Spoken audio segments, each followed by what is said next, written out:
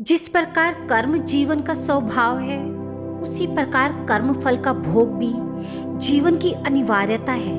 मनुष्य जिस प्रकार के कर्म करता है, उसी प्रकार का फल उसे ना चाहते हुए भी देर सवेर अवश्य भोगना ही पड़ता है। जाने अनजाने मनुष्य से अनेक प्रकार के पाप कर्म बन ही जाते हैं। मनुष्य द्वारा जाने अनजाने किए जाने वाले उन्हीं पाप कर्मों के फलस्वरूप उसके कर्म फल का भी निर्धारण किया जाता है और उन पाप कर्मों के आधार पर ही उसके दंड का भी निर्धारण होता है।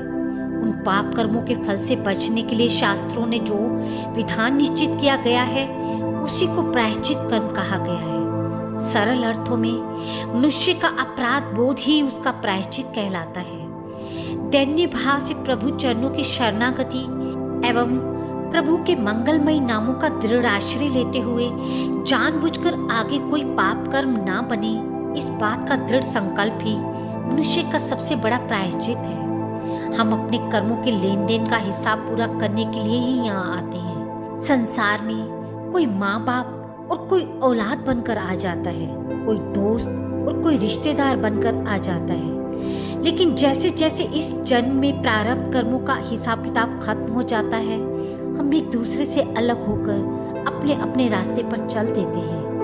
ये दुनिया एक सराय की तरह है, जहाँ सब मुसाफिर रात भर के लिए इकट्ठे होते हैं और सुबह होते ही अपनी अपनी राह चल देते हैं। यूं भी कह सकते हैं कि हम पंछियों की तरह हैं, जो सांझ होने पर पेड़ पर आ बैठते हैं और सूरज की पहली किरण के साथ ही अपनी अपनी राह उड़ जाते हैं।